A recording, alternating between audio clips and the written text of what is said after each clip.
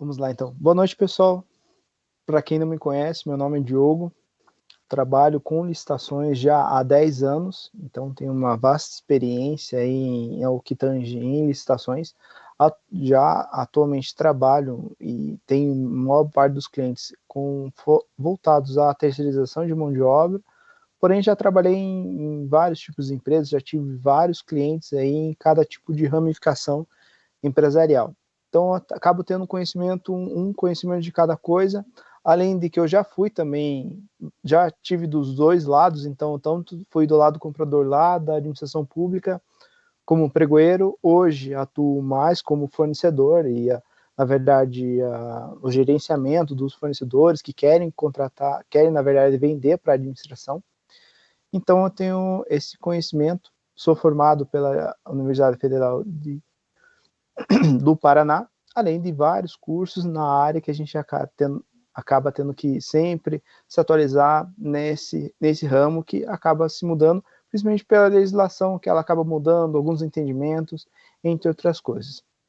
E já falando um pouco de legislação, é realmente a primeira coisa que a gente fala quando a gente começa a comentar de licitações, a gente tem que falar em leis. A boa parte que a gente vai começar a comentar e até o que eu vou repassar inicialmente vai ser voltado a órgãos federais em si. Porque a gente tem também outros tipos de órgãos em si, a gente, na administração federal a gente tem vários tipos de órgãos, autarquias, a gente tem algumas economia mista, empresas de economia mista, porém como eles têm uma legislação um pouquinho mais específica, alguns órgãos têm umas legislações específicas em si, não são tão genéricas e um pouquinho mais complexas, a gente sempre começa pela Lei 866, que realmente é quem iniciou e, na verdade, startou boa parte das compras. Na verdade, a gente vem lá na Constituição Federal, que ela surge com a necessidade de criação de uma metodologia de compra da administração pública que tenha uma publicidade e que até seja de forma isonômica para todo mundo, até que isso surge as leis de licitações e gera a Lei 866, que é a lei das licitações. Até vou colocar aqui no chat a base, boa parte da base legal que a gente tem em licitações. Então, a gente tem, além da Lei 866, a Lei 866, o que ela vai falar? Ela vai falar as regras gerais de como vai funcionar uma licitação.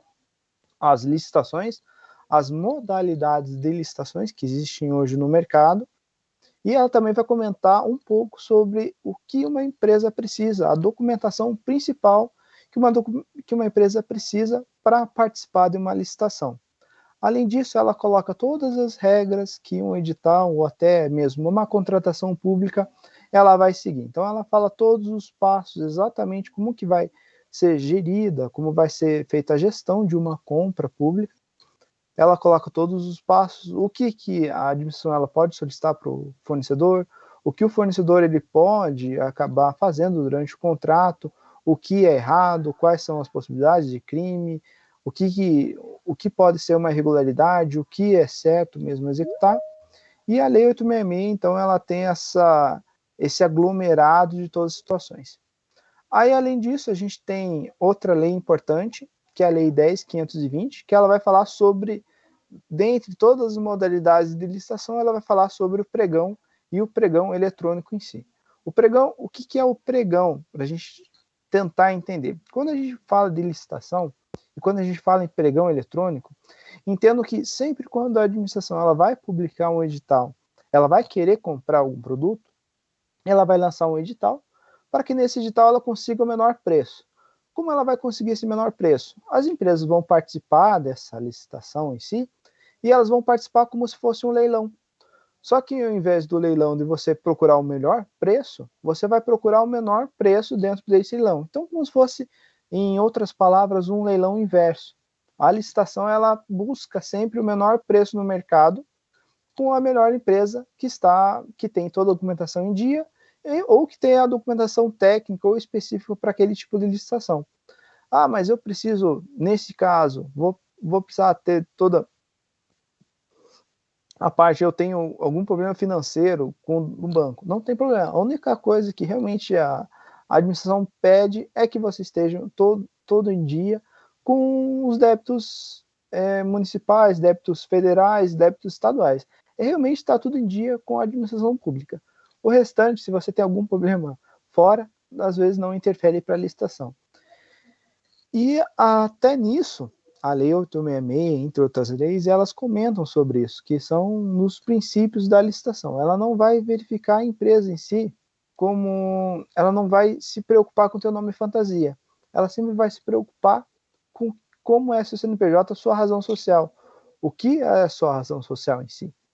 Então, isso que é a vantagem. Muitas vezes, quando você está em alguma localidade, até nesse tempo de pandemia, que muitas vezes a gente tinha muita dificuldade, que não conseguia vender para alguma empresa, ou até às vezes até o nome da sua empresa não é tão forte no mercado, você está iniciando, ou você quer fazer um teste em alguma localidade, não, eu quero abrir uma filial em Joinville, quero abrir uma filial em Santa Catarina, você pode testar por meio de licitações, porque eles não vão analisar a tua empresa em si, se ela é uma empresa forte no mercado, se ela não é uma empresa forte, se ela tem uma presença no mercado. É que ela vai analisar a sua documentação, o seu preço, se atende ao que ela solicitou no edital, e a partir disso ela vai acabar te contratando. Então a questão é mais da isonomia e até da questão da impessoalidade em si. Então ela não procura, eu vou comprar na verdade, um carro. Ela não tem aquela questão, não, eu vou avaliar qual é a reputação dessa empresa no mercado. Obviamente que isso é interessante, mas ela não avalia a tua reputação, ela vai avaliar a tua documentação e avaliar a tua proposta. Tá menor preço, tem melhor proposta, tá com a documentação em dia, não tem problema nenhum. E aí, a partir disso, a gente tem a criação e até a interesse em participar de licitações. Desculpe só esse retorno, mas a gente voltando na parte da legislação. A gente ainda tem mais outros decretos, mas o principal é o decreto 10.024, que ele fala agora um pouquinho de como funciona também as licitações e como ela vai proceder durante todas as suas fases. Além disso, a Lei 866 ela foi atualizada agora pela Lei 14.133, na verdade é uma atualização.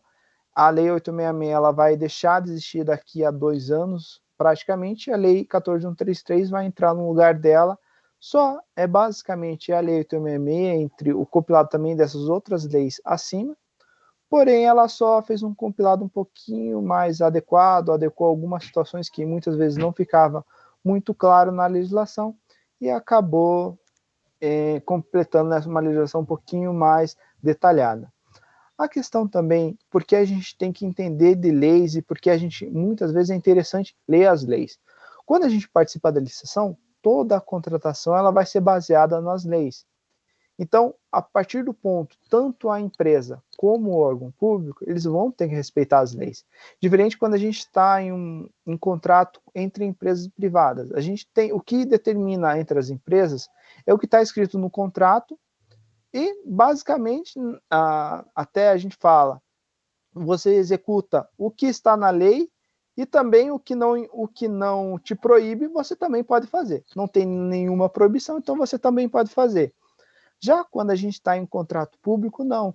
Se não tem nada explícito em lei, não tem nada que também, na verdade, é ilegal ou também não está explícito em lei, você não pode fazer. Só pode fazer o que está escrito na lei. Tudo que fugiu fora da lei a gente não pode fazer quando é em contratação pública. Então, quando a gente fala em contratação pública, a gente sempre vai ter muita vinculação legal em si, não só as leis aqui que a gente está falando, leis de licitações, porém a lei, o Código Civil, entre outras legislações aplicáveis, dependendo de ter uma mão de obra alocada, a gente tem que seguir a CLT, conforme a CLT, nenhum órgão também vai exigir nada que seja fora da CLT, eu vou pedir que façam um serviço, um certo horário específico que é, que é proibido pela CLT ou execução do serviço por menor de idade. Então a gente tem algumas limitações aí, obviamente a gente tem a ética, mas ela nunca vai exigir nada que seja fora da lei. Então, basicamente, a primeira coisa que a gente, quando pensa em licitação, é a base legal, e a gente tem que ter muito forte essa situação, que a lei ela sempre vai estar vigorando durante todas as licitações em si. A partir do ponto que a gente entende que existem as leis, a gente tem o segundo ponto, que é A execução contratual, o que vai buscar a licitação? Como a gente já comentou, ele sempre vai procurar o menor preço, sempre o princípio da legalidade ele vai ser mais latente nas licitações, e a gente tem uma situação, quando a gente está contratando, a gente está trabalhando com contratos públicos, a gente tem uma negociação um pouquinho mais unilateral. Qual é esse ponto da ser unilateral? É sempre, na verdade é um princípio também basilar da administração, é que as necessidades da administração vêm primeiro às necessidades da empresa. Não necessariamente que a gente vai ter contratações que são desvantajosas para a empresa. Porém, se a administração ela faz uma licitação de 100 peças e ela acaba no meio do caminho não tendo recursos para comprar isso, ela pode acabar desistindo dessa compra. Não que quando você entregou as peças, ela vai desistir, não. A questão é, muitas vezes ela pode abrir uma licitação e pode acabar sendo encerrada nesse meio do caminho. Então a questão do lateral é, ela pode gerar um pedido de compra, ou na verdade uma necessidade de uma licitação. Porém, do meio caminho, não. A gente não vai precisar mais dessa licitação, a gente pode viver ou até não precisar de serviços futuramente. Então essa é a questão da unilateral. Ela pode a qualquer momento, ela pode cancelar a compra a partir do ponto que ela não solicitou ainda aos fornecedores, né, a entrega. A partir do ponto que ela solicita a entrega, a gente já chega em outro patamar. Mas até então, essa unilateralidade que a gente tem da administração. O prazo de pagamento. O prazo de pagamento também, quando a gente fala em licitações, ele é bem definido em edital. E até a lei ela fala sobre isso. A lei ela fala que é 30 dias úteis. Na verdade, desculpe, 30 dias corridos, não 30 dias úteis. Então, a partir do momento que você entregou o material, entregou sua nota fiscal, em 30 dias a administração vai te pagar. Isso eu comento, até estava comentando um pouco com a Karine e como orientação também. Quando a gente quer iniciar e participar das licitações, eu sempre recomendo para qualquer cliente, qualquer pessoa, que primeiro entre em licitações de órgãos federais. Então a gente vai falar de Universidade Federal do Paraná, a gente vai falar de Exército, por que pareça, ele também é um órgão federal e ele é um órgão que paga um pouquinho melhor. Não é que paga melhor, mas eles normalmente vão pagar no prazo. A gente tem o DENIT aqui em Curitiba, a gente tem outros, o Hospital HC, né? A gente tem o Hospital das Clínicas aqui de Curitiba, que possivelmente vão pagar mais corretamente possível. Então pode ser até que pague menos do que 30 dias, mas dentro desse respeito, dentro da lei, são os que melhores pagam. E a gente, quando a gente pensa num mundo que a gente fala, nossa, mas será que a gente vai receber? A gente tem tantos mitos da licitação que nunca vai receber, que aquele órgão nunca recebe, não necessariamente. A gente tem alguns órgãos realmente que acabam não pagando. A gente tem realmente, ainda acontece também, como nas empresas privadas, só que ocorre isso mais nas prefeituras em si, em algumas localidades, algumas prefeituras ainda. Como a Prefeitura de Curitiba é uma boa pagadora, ela paga em dia. Ela também segue a Lei 866, mas tem algumas prefeituras que elas criam uma lei própria, elas esquecem que existe a Lei 866 e acaba criando uma bola de neve. Então, o que eu recomendo? Inicialmente, para quem eu nunca participei de licitação, então eu recomendo participar de licitações em órgãos federais, que é justamente o foco que a gente vai ter durante todo esse primeiro percurso, e as compras que ocorrem no Comprasnet, que é o sistema governamental que é utilizado para as licitações. A partir disso, a gente tem uma segunda parte, na verdade, continuando aí um pouco da questão dos princípios da administração, que a gente tem, na verdade, toda a administração, toda a parte de licitação, ela segue alguns princípios. O primeiro princípio, igual a gente já comentou, é a legalidade, então sempre o edital vai estar vinculado às leis em si. A impessoalidade sempre vai, quando é feita uma licitação, ela sempre vai avaliar a pessoa, razão social em si. Nunca quem está até do outro lado. Eu não gosto um exemplo mais prático, eu não gosto do Bolsonaro. E aí a empresa é do Bolsonaro em si. Tirando um pouco a parte política, pessoal, só levando em consideração o nome em si, Bolsonaro. Eu sou pregoeiro, eu não gosto do nome Bolsonaro. Independente disso, eu não gostar da pessoa Bolsonaro, a questão é que essa é a situação, ou a empresa ser comandada por ele, eu, como sou pregoeiro, é impessoal, eu não posso avaliar pelo dono da empresa ser ele.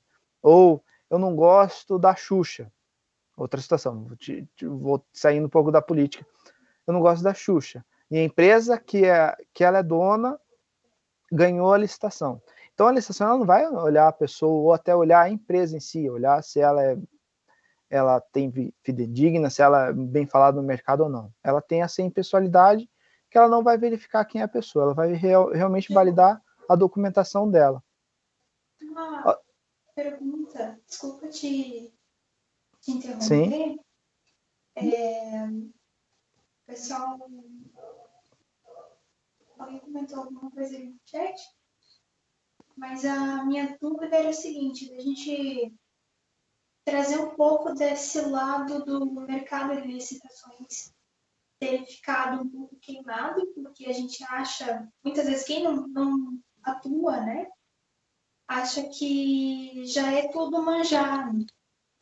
Eu achei bem interessante que você comentou sobre as microempresas terem a oportunidade da último lance. Por que ficou mais transparente agora? Se você puder trazer um pouquinho disso, porque eu acho que o pessoal que está aqui às vezes fica pensando, mas qual que é a possibilidade de eu ganhar? Qual que é a chance de eu ganhar?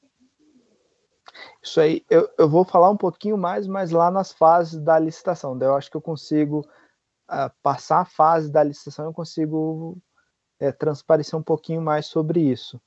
Daí, explicando cada fase, eu consigo explicar essa parte do último lance até as vantagens de como que eu consigo ganhar ou não. Aí, Bruna, também, só no teu caso até da sua pergunta, que metade é matéria-prima, metade é mão de obra, na questão de imóveis, realmente o que vale é a entrega final do produto. Então, se você tem imóveis planejado em si, e você vai entregar uma mesa ou um armário planejado, você só vai receber a partir do ponto que você entregar todo o serviço em si. Então, a partir do momento que você entregou todo o armário planejado naquela localidade, no serviço que você ganhou, que você vai receber.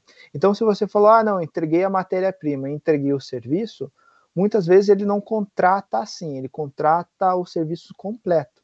Então, ele considera o serviço completo como a entrega dos materiais e a confecção do móvel em si. Perfeito? Então, só dando continuidade. Isso também vale para muitas situações. O buffet, um exemplo também é o buffet. A gente tem serviços de buffet. Se você só entregar a comida lá e o serviço contemplava que você também servisse a localidade, o serviço não foi executado, porque você só entregou a comida. Você também deve servir. Então, também uma decoração. Aí eu entreguei, a gente falar de decoração. Aí a contratação era que fosse entregue os itens de decoração e que você decorasse a localidade em si, fizesse algum serviço de decoração. Então, o serviço ele contempla tanto a entrega do material como a execução do serviço. No caso da decoração, você retira ainda o material. Então, é todo o composto que compõe o serviço. Aí, a partir do momento que você terminou o serviço, emitiu nota fiscal, aí você recebe o serviço. Nunca quando principalmente serviço, nunca quando são várias etapas, você não recebe por etapa, exceto obra de engenharia, que daí você recebe pela porcentagem de obra executada. O restante nunca é por porcentagem, é sempre por serviço executado, finalizado. Então, continuando e até só finalizando, a gente tem mais os princípios de eficiência e moralidade, que são os princípios também da administração. Nisso, a gente tem algumas situações, e agora que eu ia comentar, principalmente as fases que a gente tem na licitação. Por que acontece? A partir do momento, ok, agora eu tenho interesse em participar da licitação, eu verifiquei a legalidade, já sou um pouco craque na legislação, quero participar da licitação. Como que vai funcionar todo esse processo licitatório?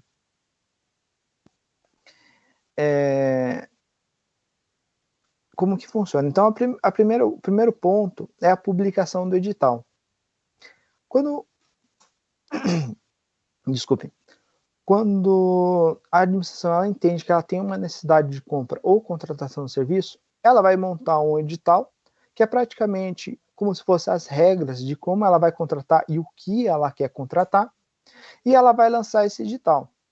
A partir do momento que ela lança esse edital, a gente fica disponível externamente a todas as pessoas que querem ver a possibilidade de compra da administração. Então, a administração ela quer comprar vamos lá, realmente, vamos falar do armário. Ela quer comprar um armário sob medida. Ela vai pegar, vai fazer um edital, vai colocar que tipo de empresas podem participar da licitação, quais são as regras para participar da licitação e vai colocar todas as especificações naquele edital. Então, o armário tem que ter a medida 2 por 3 por 5 de profundidade, tem que ser no material, ela vai colocar o material que deve ser executado, o local onde vai ser executado, vai colocar todos os detalhes que são suficientes para a gente montar a proposta. A partir desse momento que é publicado o edital, é dado para todos os licitantes, no mínimo, 7 dias para você ler o edital, verificar se você tem toda a documentação que tem aquele edital em si, e a partir disso você faz a montagem de toda a documentação, faz a montagem da proposta, você pode até na localidade verificar onde você vai montar o serviço, ou você vai fazer a entrega desse produto, desse material. Esse tempo também você pode fazer pedidos de esclarecimento para a administração, para verificar algum ponto que não ficou tão claro no edital em si. Olha, realmente não ficou claro se eu posso utilizar, se tem que ter, esse armário tem que ter 3 prateleiras ou ele tem que ter 2. Então você faz esclarecimentos para você conseguir montar a proposta mais adequada a isso. A partir do momento que você tem a montagem, a publicação desse edital, você tem a fase que é interna mesmo da empresa, que é a montagem da proposta e a separação da documentação. Nesse tempo, você vai verificar se você tem toda aquela documentação, se a tua proposta é adequada, se até você faz esse serviço ou entrega esse material, se atende ao que você tem no seu know-how, até muitas vezes, olha, nunca trabalhei com esse material, mas ele é bem próximo. Você é uma distribuidora de bebidas, você nunca trabalhou com energético, mas você fala, não, eu já tenho um fornecedor meu que fornece algumas bebidas para mim, ele também fornece energético, posso verificar de entrar nessa licitação. Eu conheço um amigo meu que já trabalha nessa área, a gente pode fazer uma parceria e entrar na licitação. Nesse caso, inclusive, quem vai participar é justamente você acaba participando da licitação, porém, como você trabalha em parceria, a gente tem que sempre verificar ali como quem vai executar ou quem vai entregar o material, que sempre quem vai estar vinculado é o CNPJ que vai participar da licitação em si.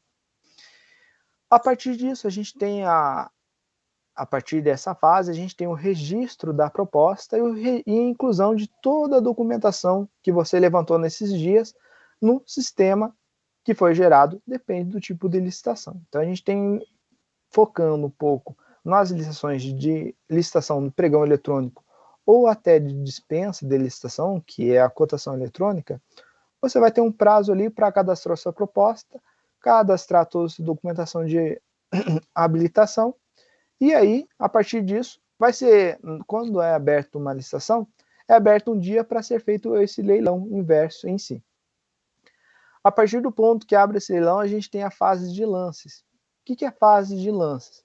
É praticamente, a gente vai fazer esse leilão, vai ser aberto todo, até esse momento você não sabe quantas empresas estão participando, qual é o preço das empresas que estão participando e até qual é a descrição delas de cada uma. Você realmente não sabe ninguém quem está participando. Quando abre esse leilão, o que acontece? Você só consegue verificar quantas pessoas estão participando ao mesmo tempo e o preço das pessoas. Você não consegue ver que empresa que está concorrendo junto com você. Pode ser, algumas situações ocorrem, só você esteja participando, como pode acontecer situações que você e mais 5 empresas estão participando, você e mais 200 empresas estão participando, como também ninguém participe da licitação e acabe se tornando deserto. E muitas vezes a administração acaba contratando diretamente uma pessoa. Então, essa fase de lance, como que vai ocorrer? Ela vai abrir todas as propostas, então vai ter a proposta, a administração normalmente coloca um preço de referência lá, que normalmente o pessoal coloca o início das propostas nesse preço de referência em si. A partir desse ponto de preço de referência, o pessoal vai reduzindo o preço, ou até vai tendo lances em si, para reduzir esse preço até chegar no preço final, um preço mínimo, num determinado tempo. E depende do tipo de licitação também que a gente está trabalhando. Nisso, agora, a gente tem a vantagem da micro e pequena empresa. A partir do ponto que você é micro e pequena empresa de pequeno porte, existe já uma vantagem nisso. Quando a gente tem a licitação e tem a fase de lances, quando a empresa optando pelo Simples Nacional, e normalmente é micro, pequena empresa de pequeno porte ou MEI, se está concorrendo você e outra empresa, e a empresa não é MEI ou EPP, se você tiver numa margem da porcentagem, ela ofereceu um lance de R$100 e você ofereceu um lance de R$101, no final da licitação, você ainda tem a oportunidade de dar mais um lance. Você consegue cobrir o lance dele, pode ser até com R$1. Não, vou dar R$99,99. E essa empresa que é de grande porte, ela não vai poder dar um outro contralance ou uma outra contraproposta. Essa é a primeira vantagem que a gente tem da micro e pequena empresa já na fase de lances. Então, quando você tem a licitação, e até uma vantagem para a micro e pequena empresa, e até muitas vezes, até na fase de lance, a gente tem que verificar que, quando você está numa fase de lance de licitação, sempre tenta entender quem vai estar concorrendo contra você. Porque muitas vezes quem está concorrendo com você é uma grande empresa. E se essa grande empresa está concorrendo lá, você não precisa dar lances consecutivos, não precisa reduzir o preço. Você pode ficar ali num preço margem, preço bem na referência, esperar até o final, quando ele der o último lance, você ainda vai poder dar um último lance ali, além dele, e você acaba ganhando a licitação.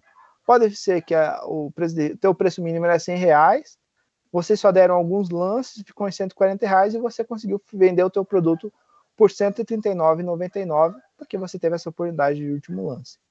Então, basicamente, quando tem a fase de lance, a gente tem a situação. Após isso, as próximas fases são um pouquinho mais rápidas em si. Então, após isso, depois só tem a abertura como se fossem envelopes em si.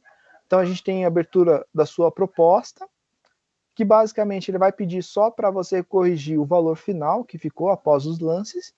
E nisso também ele vai abrir toda a documentação que você enviou no sistema. A partir do momento que você abriu toda a documentação, está tudo correto, toda a documentação que você enviou na licitação pública, ele vai para a próxima fase, que é a fase de aceitação, habilitação da empresa, e a gente abre uma fase recursal.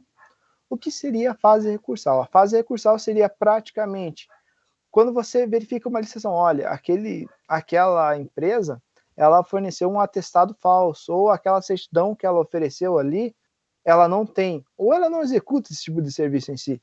É uma empresa de telefonia, ela está querendo executar um serviço de engenharia, ela não tem esse know-how, ou na verdade ela não tem o KNAI apropriado para aquele tipo de serviço.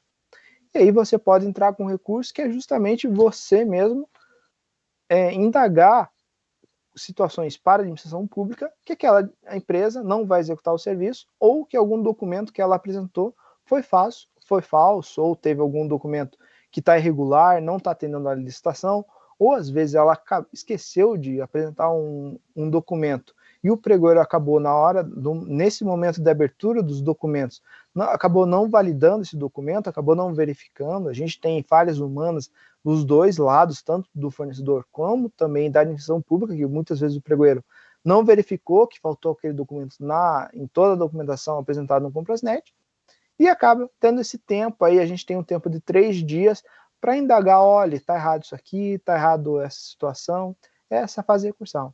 A partir disso, a gente tem, finalizando isso, a gente tem a adjudicação e homologação, que é justamente a afirmação da administração e publicação em diário oficial daquela compra ou daquele serviço em si, daquela contratação.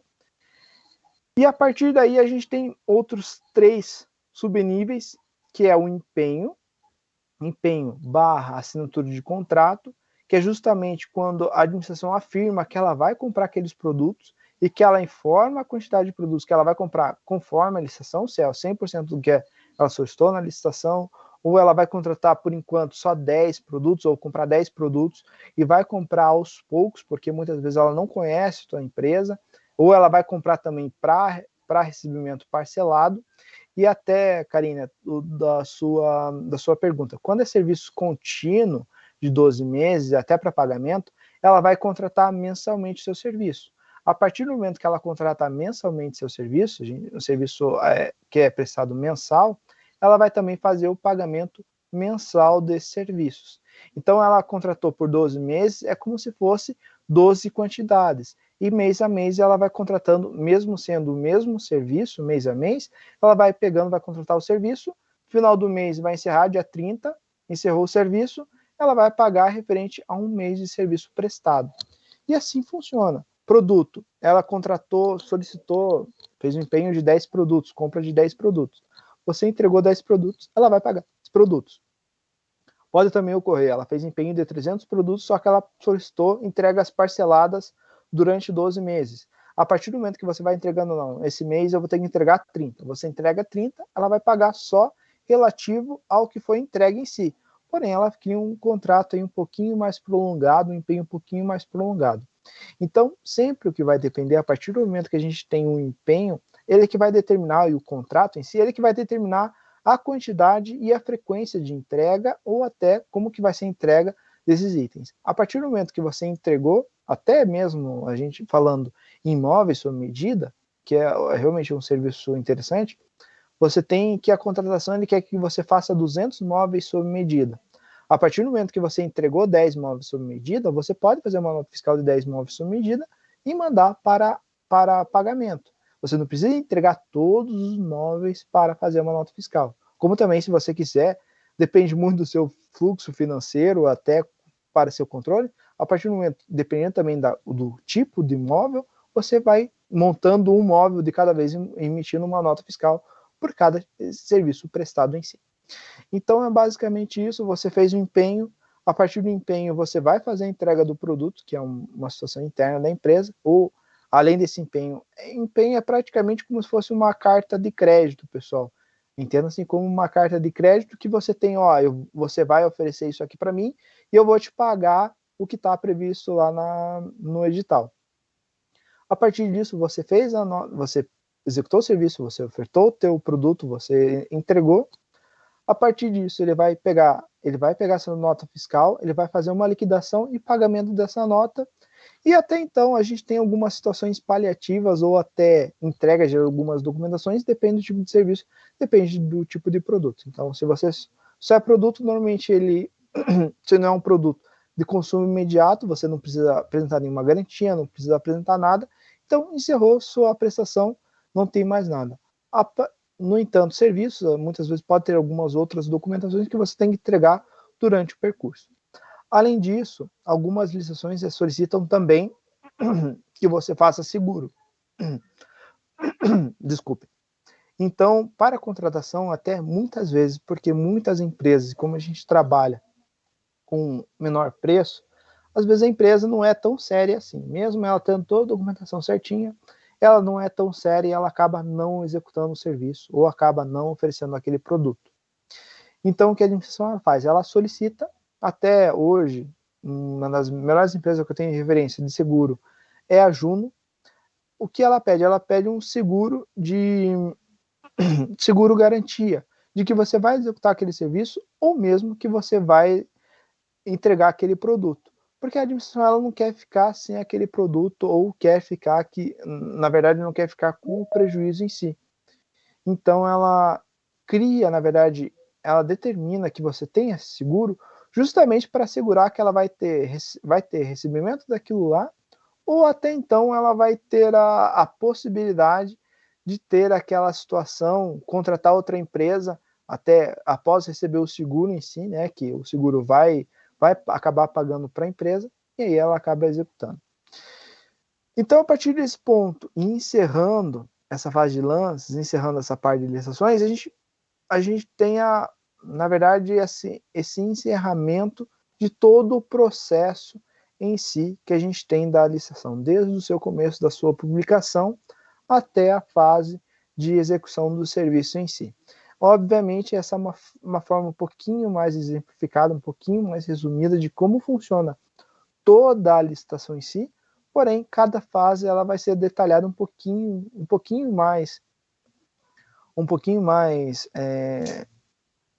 mais exclusiva, conforme a gente for conversando, conforme for o entendimento de cada um da legislação e até de outros pontos que a gente tem.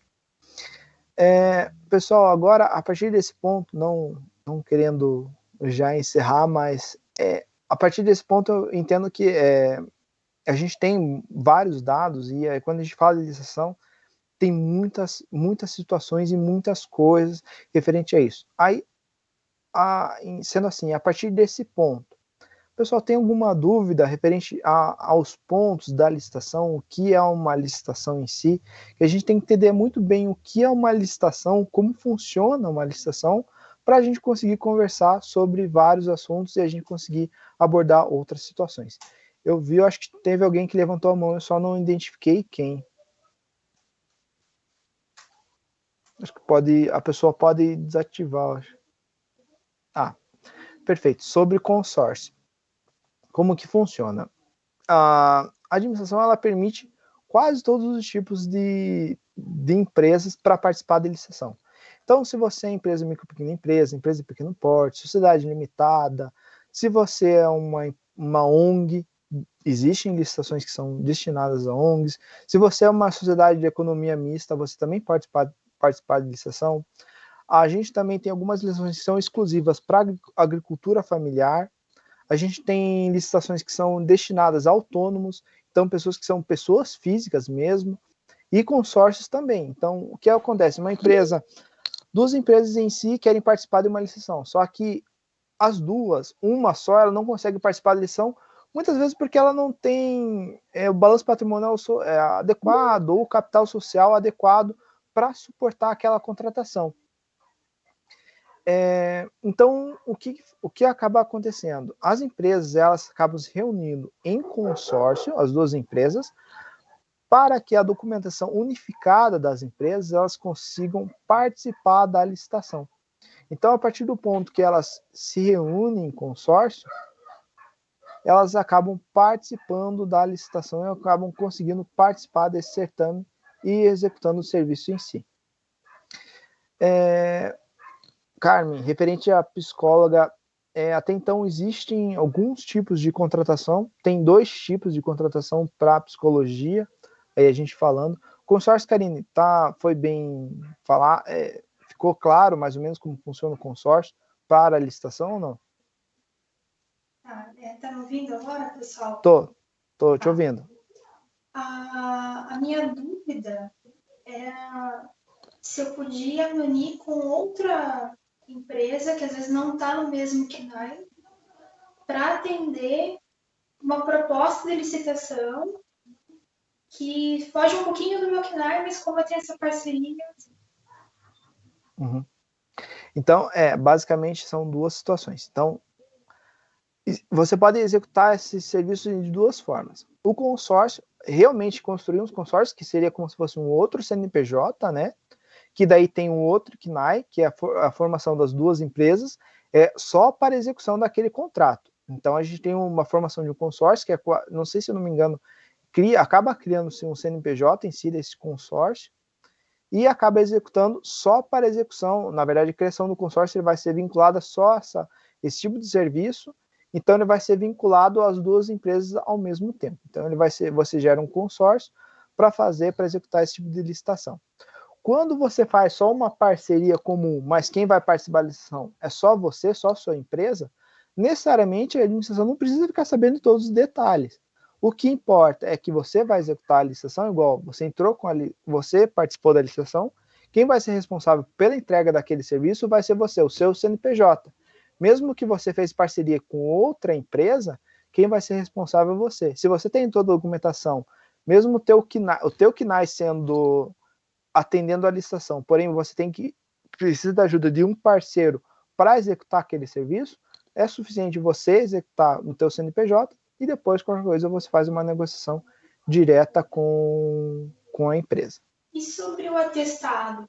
Porque daí tem licitações que pedem para você apresentar um, tipo, o atestado é como se fosse uma referência, né? Isto.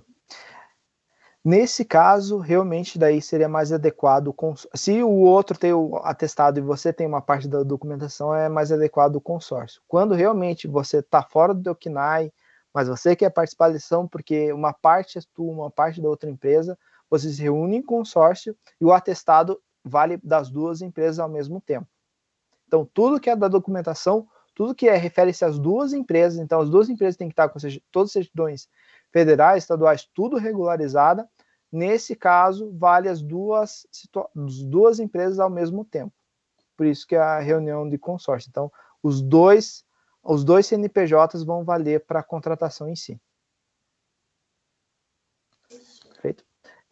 Para fazer a proposta, pessoal, praticamente cada licitação já tem uma proposta base, já que está lá até no edital. Então, normalmente, o pregoeiro já inventa uma proposta e manda para a gente. Eu só vou, pessoal, podem colocar a pergunta aqui, eu só vou pegar um copo d'água, que tô sentindo um pouco de tosse. Eu já volto, agora um instantinho. Olá, desculpe. Aí, voltou. Eu, em vez de apertar só mute, eu acabei apertando para sair. Desculpe. Vamos lá. Referente à proposta em si. Só tem que liberar a tua câmera, Ju. Foi. Perfeito. Fechou. Então vamos lá, pessoal. Referente à proposta. Normalmente, nas licitações, ou quando é publicado o edital, tem uma proposta padrão do próprio pregoeiro em si. Ele mesmo coloca uma proposta padrão e ele normalmente é recomendável que você siga essa proposta deles.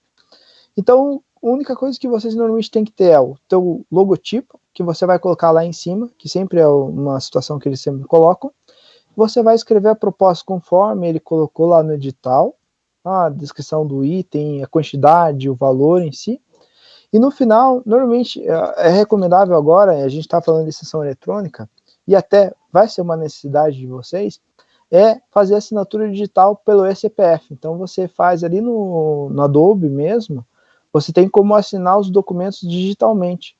E é basicamente isso, você faz o teu logotipo ou a logomarca em si, né? Você tem uma folha de rosto, já que você utiliza em outros propósitos comuns, você pode utilizar também na licitação.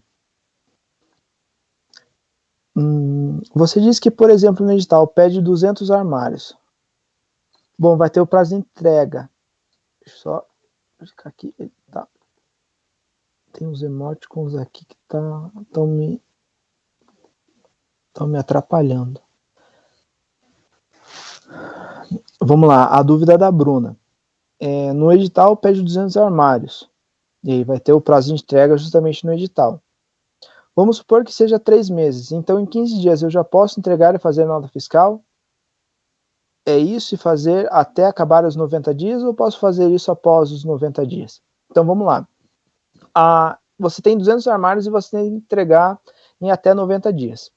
O que você pode fazer nessa situação? Se você tem uma quantidade expressiva de itens até então e pode afetar teu fluxo financeiro, primeira coisa, você pode conversar com a administração como que vocês vão fazer, não como vocês vão fazer, mas como vocês preferem fazer o pagamento.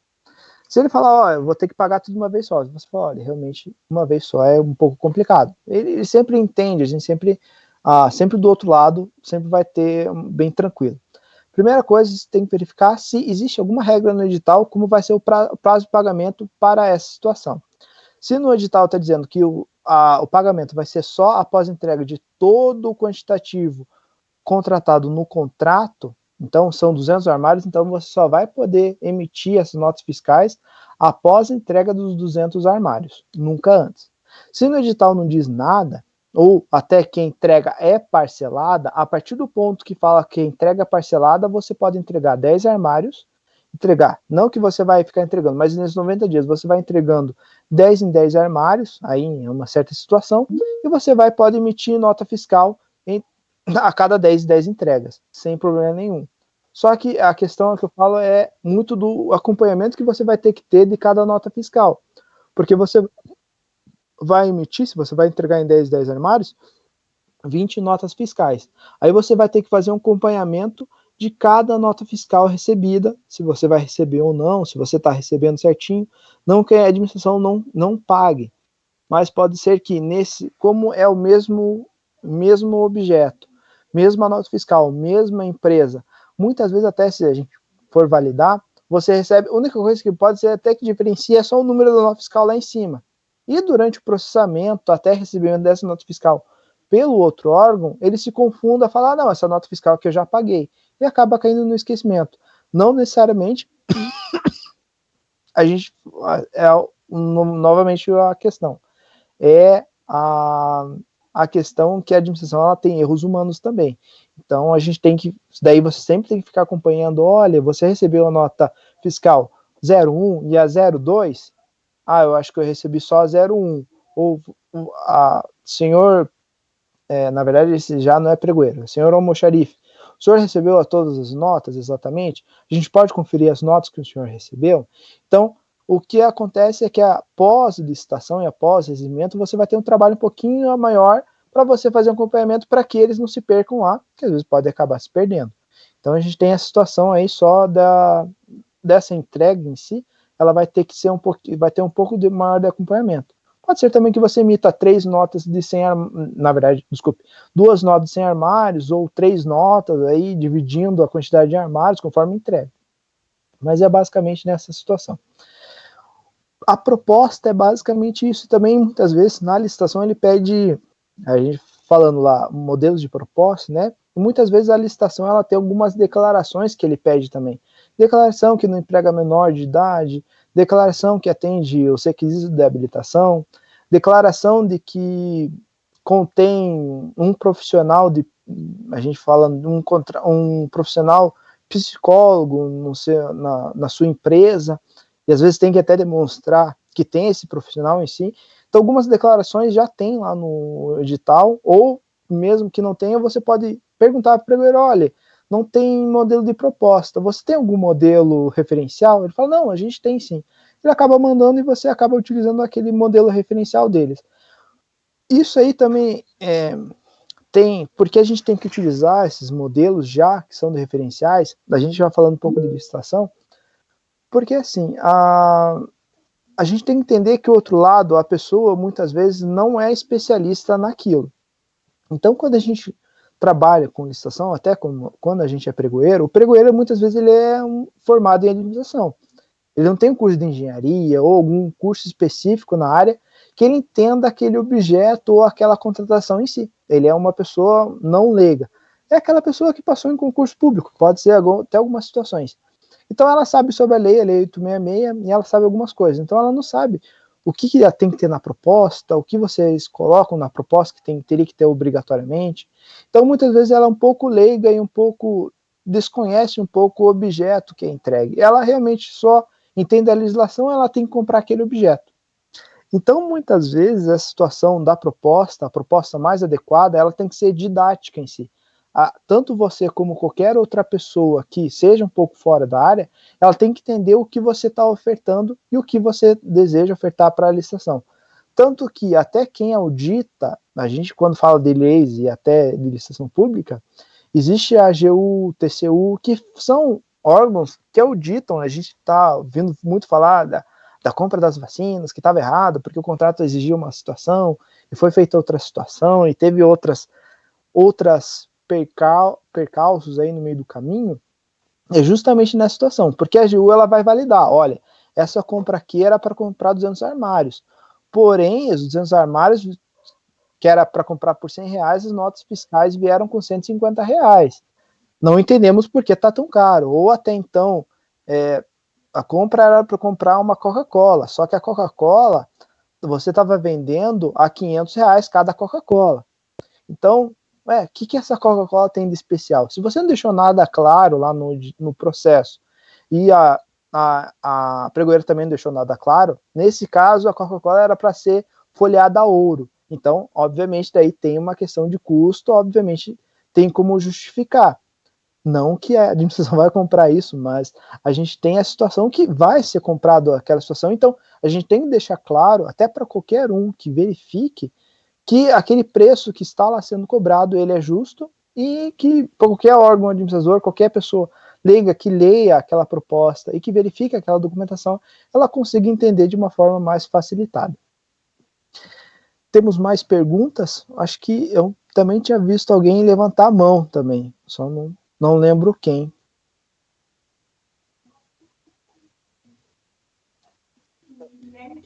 Oi, Diogo? Sim? Oi, Diogo, aqui é o Guilherme, tudo bem? Tudo bem, e você, Guilherme? Tudo bem. Viu?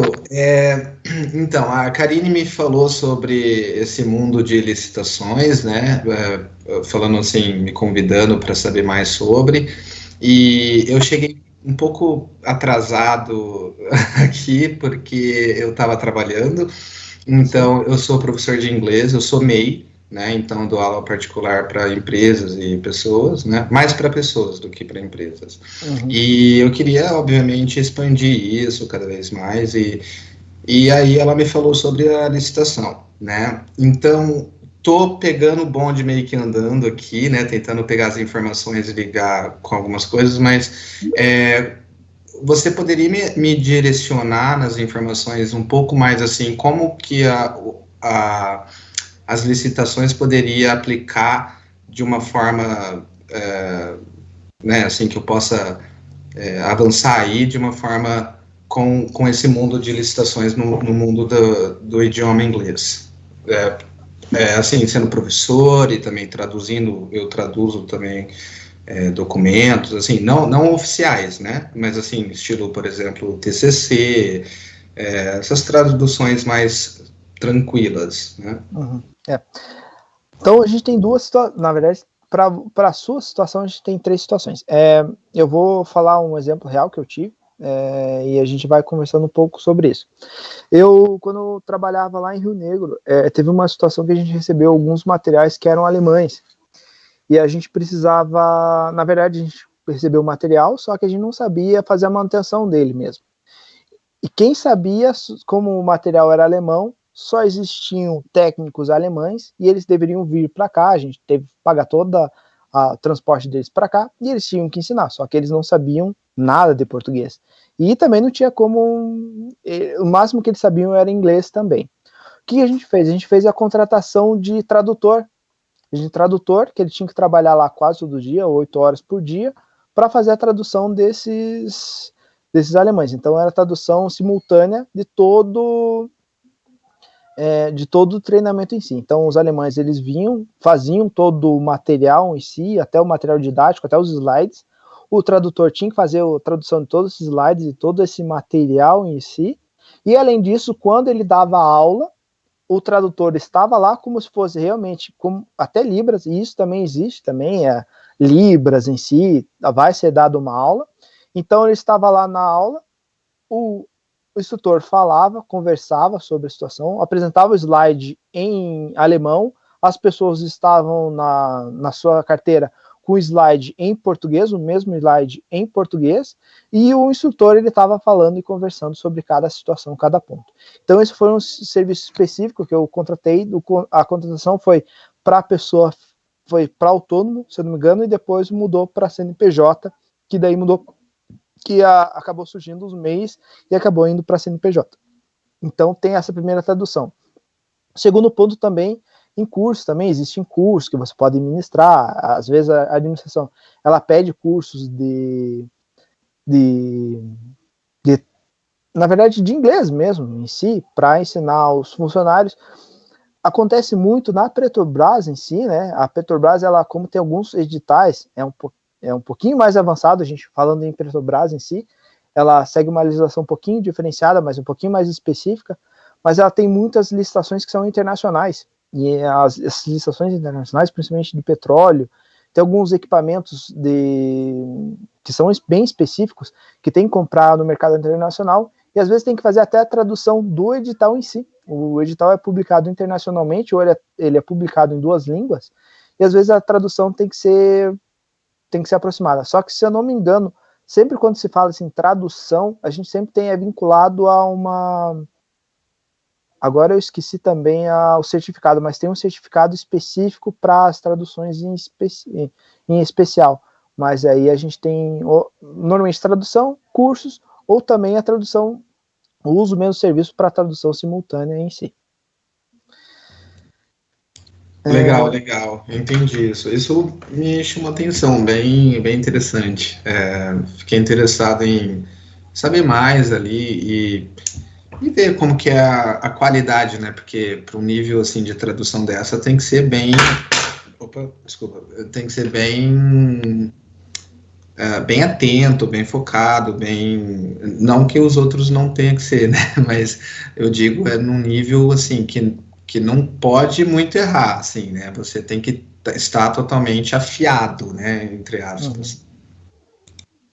Entenda que nesses casos até de tradução a gente tem a questão da responsabilidade. Então, uma tradução errada, às vezes até de um manual que seja médico, pode causar problemas. Então, a pessoa, quando ela participa da lição, ela tem que entender da seriedade em si, como todos, qualquer outro serviço, a questão da seriedade em si. Perfeito. A Bruna perguntou onde que a gente busca as licitações, onde você pode se candidatar. A próxima semana, na próxima aula, a gente só vai falar como que faz o cadastro, quais os documentos do cadastro, até a gente pode fazer com alguma pessoa. A Karine depois vai fazer um sorteio de uma pessoa para a gente fazer o cadastro dessa empresa no sistema Comprasnet. Existe outro sistema, outras situações, porém o Comprasnet hoje, como é o sistema que tem na verdade tem a maior quantidade de licitações publicadas e onde está concentrado todos os órgãos federais, eu acho adequado. E até inicialmente, para começar a verificar licitações, são as licitações mais fáceis assim de se acompanhar, é um dos sistemas mais fáceis de se trabalhar. Então a gente consegue acabar trabalhando nesse sistema em si, né, no sistema Comprasnet, fazendo esse cadastro inicial, e a gente pode acabar já fazendo esse cadastro, e a gente vai explicando ponto a ponto de como é o cadastro, o que tem que fazer, qual documento que eu tenho que cadastrar em cada ponto, e a partir desse cadastro basicamente o que a gente fizer nesse cadastro é justamente o que vai ter na licitação também. Então é basicamente essa na situação. A Karine perguntou, e nesse caso por ser 8 horas de trabalho, para traduzir, pode-se contratar um terceiro para fazer esse trabalho? O Guilherme ganha a licitação, mas um terceiro que ele escolher vai apresentar a empresa dele. Ok, se a empresa dele é de cursos, de línguas em si, e até então ele ganhou uma licitação para a tradução de um manual que tanto ele tem que traduzir para o inglês como para o espanhol. Ele pode contratar outra pessoa sem problema nenhum, porque o que ele está contratando é o CNPJ em si, não a pessoa Guilherme. Então, essa questão da impessoalidade. Ele contrata a empresa, o CNPJ. Quem vai executar, a pessoa que vai executar o serviço, não interessa. É igual quando a gente contrata a telefonia. A gente contrata a Vivo em si. Quando a gente liga para a Vivo, a gente contrata a Vivo. Só que quem vai vir instalar para a gente aqui o nosso modem é o seu João. Esse João não tem nada a ver com a Vivo. Mas essa questão, quem executa em si o serviço, só tem que ser habilitado para a execução do serviço em si. Então, essa é mais ou menos nessa questão. Se você ganha com o seu CNPJ, não necessariamente você tem que ir lá como pessoa, mesmo sendo um MEI, a MEI ela permite que você contrate pelo menos uma pessoa. Então, se permite que você contrate essa pessoa, você pode contratar essa pessoa e ela vai executar o serviço. Lembrando sempre que quem é a responsabilização da execução do serviço é você em si. Então, ele pode ganhar a licitação, como ele pode repassar para outra pessoa fazer a tradução. Até, se for 8 horas, ele ganhou 3 licitações ao mesmo tempo. E as 3 licitações, ela exige que seja a tradução simultânea, desculpem, de 8 horas. Ele pode contratar mais 2 pessoas, as outras 2 pessoas vão executar em outras localidades e você executar nessa localidade. Como também entrega de produto. Entrega de produto, a instalação de materiais, a gente também falando um pouco de, agora voltando um pouco para o marketing digital, entrega de folders. Se tem uma entrega de folders, até a UFPR, ela contratou a divulgação do vestibular de 2022. Então, ela quer que entregue folders em nas localidades próximas ao UFPR, ao TFPR, que são locais onde tem onde pessoas que têm o maior interesse. Até ela vai contratar uma empresa de marketing, até então, ou até uma empresa de serigrafia, depende do tipo de que ela vai colocar no objeto, né, da licitação, e ela vai contratar esse serviço em si, de todas, às vezes pode ser da criação do material gráfico, como a contratação da distribuição de folders. Nessa distribuição de folders, ela não vai contratar a pessoa, né, a gente falar de Karine, ela vai contratar a empresa. A empresa vai conseguir os seus funcionários dentro da legalidade, né, dentro do CLT, ou dentro de outras formas de contratação, serviço de terceirização. A gente tem tanto PJ, né, também hoje em dia, está dentro da legalidade, você contratou aquela outra pessoa, a pessoa está fazendo um trabalho ali de divulgação, fez o trabalho de divulgação, o serviço foi executado, sem problema nenhum, acaba sendo feito o pagamento sem problema nenhum. E é basicamente isso. Mais alguma pergunta, pessoal? Alguma pergunta específica também? A próxima aula, então, a gente vai realmente fazer explicar todos os passo a passo de como faz o cadastro e como funciona o sistema e como você faz a busca do edital no sistema. Então, na próxima aula a gente vai explicar como faz o cadastro, a documentação e como faz a busca das licitações em si. A representação como eu, né? Eu representando uma empresa na licitação, seria isso? Então, vamos lá. Como funciona a representação de empresas, assessoria de licitações? Como que funciona o meu serviço em si, pessoal? Até entre outros serviços. Não sou o único que fornece serviços de assessoria em licitações. Tem outras empresas que fornecem em si, cada um com sua especialidade. Eu, necessariamente, igual... A única especialidade que eu não tenho são obras de engenharia, realmente eu não tenho conhecimento. O restante tudo eu tenho conhecimento, acaba ajudando todo mundo. O que acontece? Como funciona? Normalmente o assessor, ele vai orientar a empresa em todos os passos da licitação. A partir do ponto que eu expliquei tudo como funciona a licitação, o que acontece? Eu quero participar dessa licitação específica. Gostei desse edital. Como vai funcionar? Você vai passar esse edital para o assessor em si, para essa pessoa que vai fazer essa assessoria para você. Ela vai verificar, vai solicitar a tua documentação conforme tal edital, vai analisar e verificar se você tem condições de participar daquela licitação e se você pode participar. A partir desse ponto, ele normalmente vai já fazer o cadastro ou não, já vai normalmente já solicita algum inicial, principalmente para cadastro, sempre as assessorias sempre solicitam algum recurso. O cadastro em si, ele é gratuito. O cadastro no SICAF com o Prasnet são gratuitos. Porém, quando você terceiriza para outra pessoa e ela vai ter que correr atrás de toda a documentação, ela acaba também solicitando um diferencial para essa licitação. A partir do momento que ele vai, normalmente, para participar do certame, ele vai cobrar, vai ter algum custo que seria de participar da licitação. Se for presencial, ou seja, ele vai ter que se locomover até o local também, normalmente faz essa cobrança de como se fosse um preço fixo, por aquela licitação em si, e normalmente da licitação ganha, depende de cada situação, eles cobram uma comissão sobre a licitação ganha. Então, cada assessoria vai ganhar, trabalha no Mercado Livre, então a gente tem vários tipos de comissões, e aí acaba tendo um diferencial aí, acaba tendo uma cobrança conforme cada situação.